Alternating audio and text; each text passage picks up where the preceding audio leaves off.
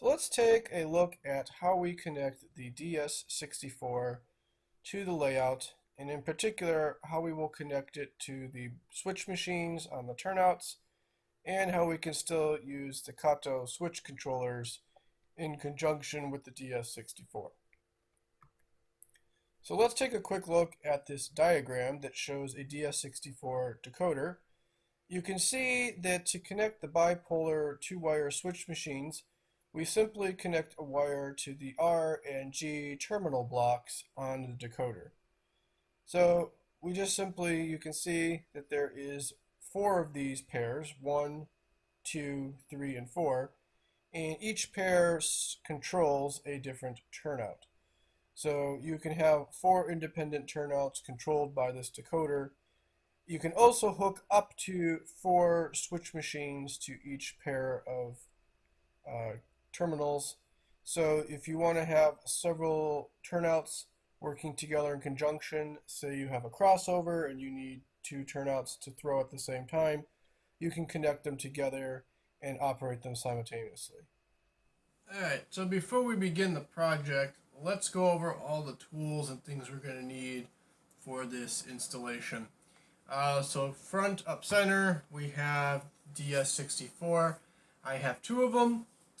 Each of these accessory decoders can control 4 independent turnouts, and I have 8 on my layout, so 4 plus 4 is 8, so we got 2 here. Next, I have this wall wart that's rated at 12 volts DC and 1 amp, and I'm going to use this to power my accessory decoders. Each one of these can take a power supply of between 12 and 14 volts DC. You can power these off of your power bus, off your DCC power bus. However, most model railroaders recommend you don't do that because you want to leave that power for your trains and not have it sucked up being used by your turnout controls. So I'm going to power this separately. Next, I have supplies here for making the LocoNet cables. So once again, you can just connect these directly to your DC bus, and that can be used to control these, especially if you're not using Digitrax as your primary DCC system. But if you are using Digitrax, you can connect these using the LocoNet. And particularly for me, I want to do that because it's going to make programming these a lot easier, because I'll be able to use my PR4 and connect them to my computer and use a program to program these. So that's going to make it a lot easier. So to make the cables, you need basically this is 6-wire phone cable. And then I believe these are RJ11s or RJ12. These are the 6-pin plugs that you can use that go on the end of your LocoNet cables. And I have this crimping tool. So I'm going to need all of this for the LocoNet part. Next, I have a bunch of these, of course, installed underneath the layout, but here is the Turnout Control switch. I'm still going to leave these hooked up. And of course there'll be these wires coming out from here, which will be connected into the accessory decoders, which I'll go over in more detail. So I'll need this. I need some spare wire. Obviously we have our turnouts, so there'll be 8 of these already on the layout, and we got the power wires coming out of that, so those will be connected into the DS64. A couple other things. I have some shrink tubing here that I will use because I'm going to be cutting and splicing some wires, so the shrink tubing will help. I got these little washers here because I'm going to have to take off these little nuts here that are like pins and replace them on one of these so I can put these into sets of 4, which I'll explain why I have to do that later. So that's what I got these for. I got a nice pair of wire strippers and wire cutters, so this will be good for working with the wires. I got my soldering iron, and last I have these zip strips. This is how I plan to attach these to the bottom of the layout. Like I said, it's a table, camping table, It's way too thin to screw stuff into, but there are some what do you call them, enforcement, reinforcing bars, stuff like that underneath that I can attach things to. So I'm going to attach these to that using these zip strips. That also makes it so it's not 100% permanent, so I can disassemble all this if and when I move down the road. So yeah, here's all of our tools. This is everything we need. And so let's begin the project. First thing I did was attach the DS64s to the underside of the layout using the zip strips. The next thing I had to do was disconnect the wires that run from the turnouts to the switch machine controllers. Then I disconnected them from the power control rack and pulled all the wires out.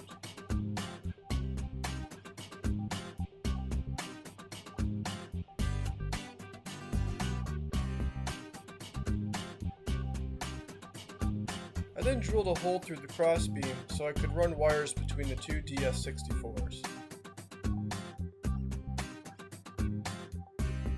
Next, I ran the power cable from the wall wart and daisy-chained it between the two DS64s. I made sure to maintain the same polarity of the wires with the terminals on both DS64s to ensure that there would be no short circuits between the two decoders.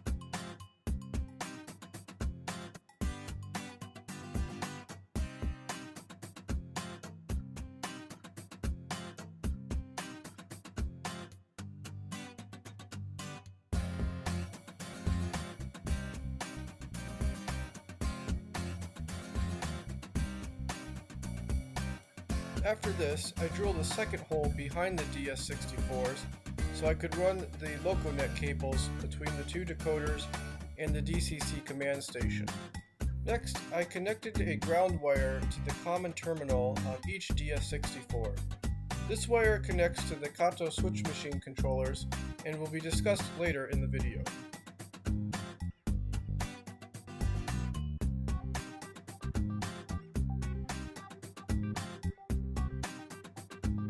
After this, I ran a LocoNet cable from the command station to the first DS64.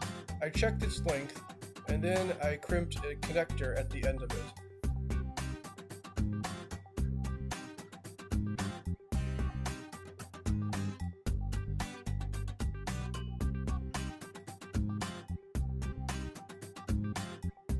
I then made a shorter LocoNet cable, which I tested, and then connected between the first and second DS64, going through the hole I drilled in the crossbeam.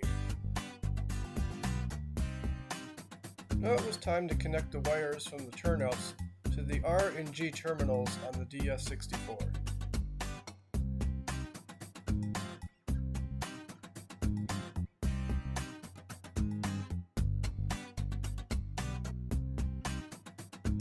Once the first turnout had been connected, it was time to test the decoder. So when I hit throw, our turnouts throw so that they're for crossing, and when I hit close, they go to the closed or straight position. Alright, so now that I know how to wire these, it'll be much easier for wiring all the other turnouts. Now the next thing I want to check is connecting the DS64 to the Kato turnout switch. See if that properly works. So that's the next thing we're going to check. So you take a look at this. This machine, or this switch controller, is designed so that when you throw the little plastic lever there, it will throw your bipolar switch machine. So let's take a look at how this thing actually works. You can see it's actually incredibly simple on the inside. We have these wires that are kind of bent into a U or hook shape. And you can see that there's like this little plastic actuator that moves things around. And this will then create a electrical circuit that will control the switch machine. So let's take a look at this in greater detail with this diagram. So first we have our turnout control lever. Here's our turnout circuit metal contacts. So these are those thick wires that are bent into like a U shape or hook shape. They run through this metal contact armature. I call it a metal contact armature because it is going to touch the metal contacts and bend and move them, but the armature itself is actually made of plastic. And we have these powered contacts. So these run through the turnout control switch machines.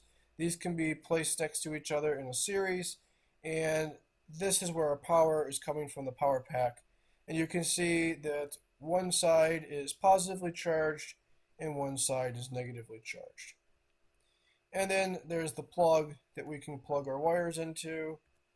So here's our wires, and these connect to the bipolar switch machine. So let's say we want to throw this switch. Okay, so right now we're in the neutral position. So we want to throw this into the straight position. So we're going to push the lever up. That's going to push, so we're going to throw the lever up, and that's going to push against the metal contact armature, and it is going to bend the little metal contacts so that the bottom one is touching the positive and the top one is going to touch the negative. So this is going to create a circuit with this particular polarity. And this polarity will then throw the bipolar switch machine. As we remember from the previous video, the polarity of the circuit determines what direction the solenoid will move back and forth in the switch machine. If you don't know that, then go and check my previous video where I explain how switch machines work. Alright, once the lever has gone past the metal contact armature, it's now in the neutral position. Nothing is touching the powered contacts, and our short burst of power is over.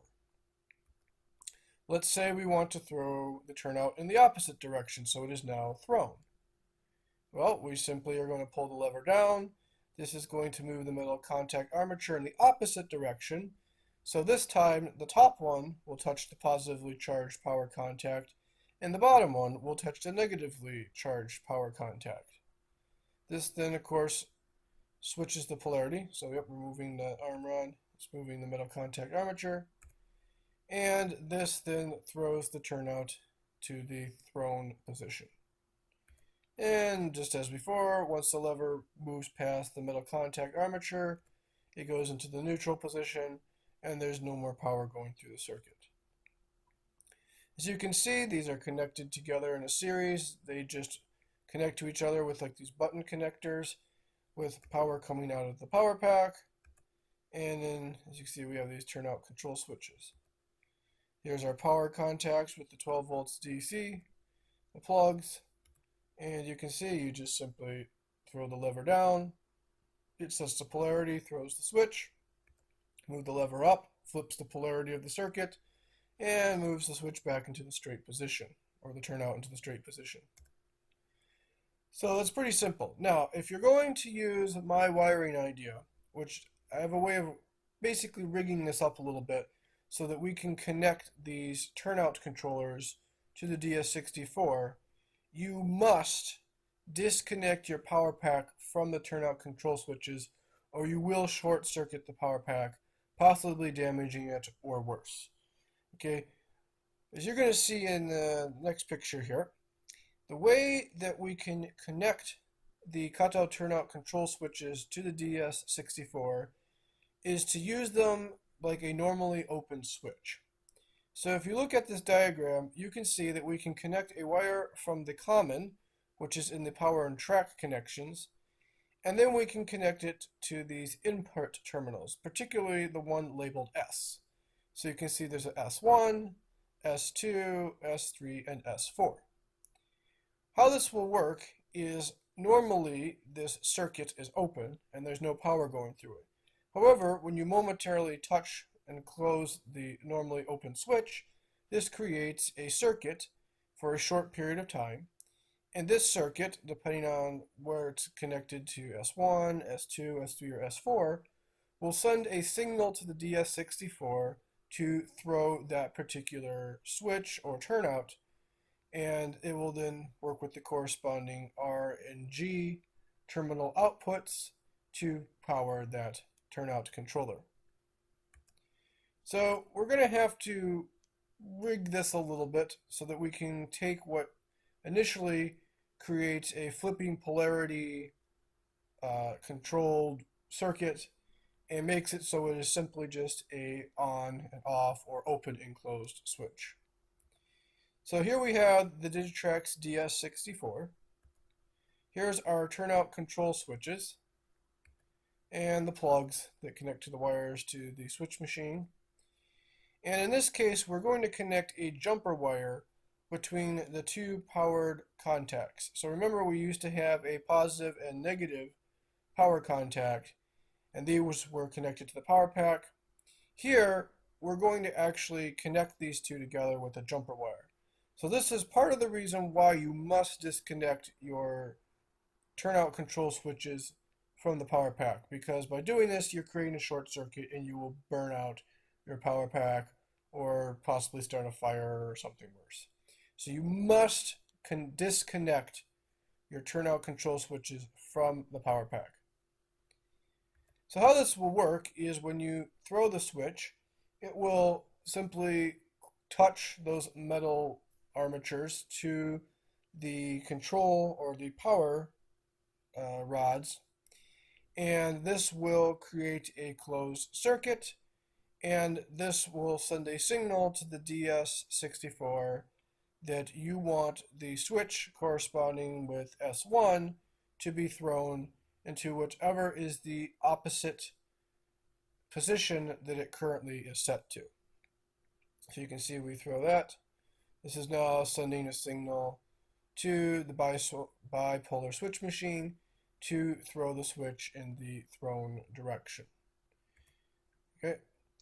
Then if we want to reverse it, we just once again push the lever. It's going to close the circuit again, and the DS64 will know to throw the bipolar switch machine in the opposite direction. So now it's going to go back to the straight position. And we can do the same thing with S2. So we have the other switch machine or the turnout control switch connected to the S2 circuitry. We throw that. That sends a signal to the DS64. And that then powers 2R and 2G to throw the other turnout. And so this is how you can still use your turnout control switches along with the DS64. However, there are some minor problems with this wiring setup. The first is each common terminal must be electrically isolated. So the DS64s must be each on their own circuit. So for each 4 turnout controllers, turnout control switches, they must be insulated from each other. Okay? So here you can see we've insulated them. If you don't, you can create what is known as a ground loop. And what happens in a ground loop is the electrical charge between 2 separate grounds could be slightly different, and this could actually create a temporary circuit between the grounds, and this will then send a signal to the DS64 that, hey, this particular switch wants to be thrown, even though you haven't touched any of the switches. And so you basically would have this very erratic operating of your switches that'll be controlled without your input into the DS64. So if you want to avoid that, you need to isolate every 4 switches to their own DS64 decoder. The next problem with this is that the position of the turnout control switch will no longer indicate the thrown status of the turnout.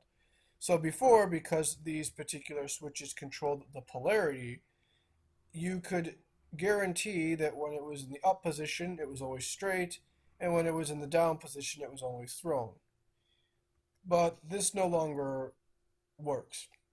So here you can see I've thrown the lever into the down position, which would normally be thrown, and as you can see, it has thrown the switch into the turned or thrown position. However, let's say I then go ahead and use my DCC command to throw the switch without touching the Kato Turnout Control switches.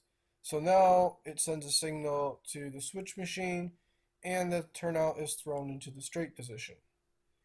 Well, as you can see, if I go to throw this up into what is normally the straight position, it's just going to send a signal for it to throw in the opposite of where it currently is, and it's going to go into the thrown position even though the lever on the control switch is in the straight position. So you can't rely on the position of the levers anymore to know which way your turnout is thrown. You'll actually have to check on the layout to see how it's set. Alright, so as I explained before, these need to be isolated into sets of 4 so that I can have a separate ground wire going to each DS64. So, what I have done is I've unscrewed the little button connectors, and then I replaced it with some washers and these little plastic ones that I literally made out of a used Amazon gift card. And then screw the holes because the washers I purchased were too big. So what I'm going to do then, just to make sure that this is 100% insulated, I'm going to take a piece of Kapton tape. And I'm going to set that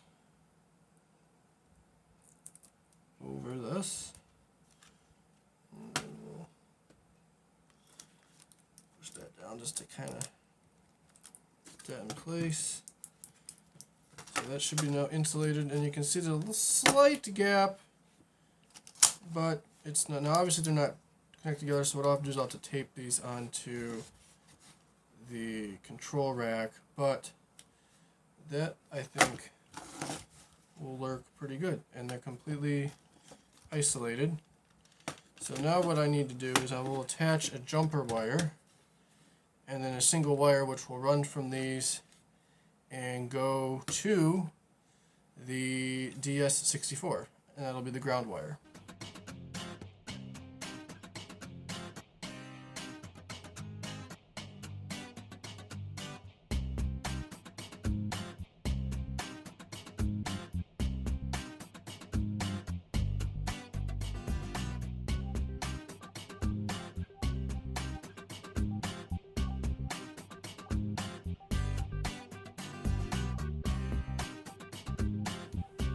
Let's just double check our solder joint here. So I just got my continuity checker.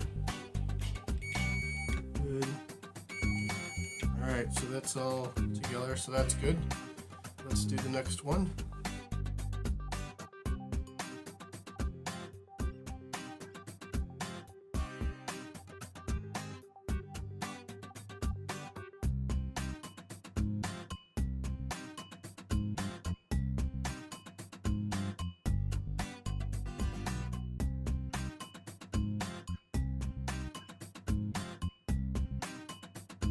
So you can see we now have our 2 sets of 4. Everything is isolated. So these should not any continuity whatsoever between the two. Double check. I guarantee there's nothing. Nope, we are completely isolated. Good. Now it was just a matter of reinstalling the turnout control switches and running a wire from each one to its corresponding S terminal on each DS64.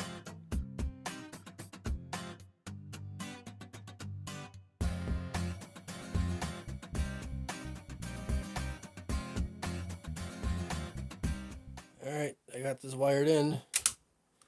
And you can see it still works. It's a slight delay, but that's because the switch machine is actually controlling it, not this. Normally, when it's down, it's thrown. When it's up, it's closed or straight. But I'm going to show you that you can get this out of sequence. Throw one. So once again, thrown, close, thrown, close. So let's say I throw it. Now I do this. See, now we're out of sync. Because if I go up, it's going to be open and down. So that's the one flaw with this. However, the DCC system should always know. So if I throw this, let's see. So now so I'm going to say, because remember it's bipolar, so it's going to throw it with that current for that particular setting. Yep, it stays thrown, close. So this will always be correct, but this is just a momentary, okay, yep, throw it, whatever it's set to. So, but it still lets me use these, which is great. So now I have to do this 7 more times. Well, that's it for this video. Please stay tuned for the third and final installment on the DCC Turnout Control video series. In that video, I'm hoping to talk about programming the DS64. Specifically, I will talk about how you can use JMRI to do that programming, how you can program turnout addresses, how you can set up routes, and give my final thoughts on this project. So if you haven't subscribed to my channel yet, please do so and click that notification bell so you'll know when I release my last video in this series. Well, thanks for watching. I hope you enjoyed this video. And if you like this video or are interested in Japanese trains or trains in general, I invite you to please subscribe to this channel. You can also check out my website at gilshrat.info. Additionally, I'm on Facebook at facebook.com/Gilshrat and Twitter at twitter.com/Gilshrat channel. And once again, thanks for watching.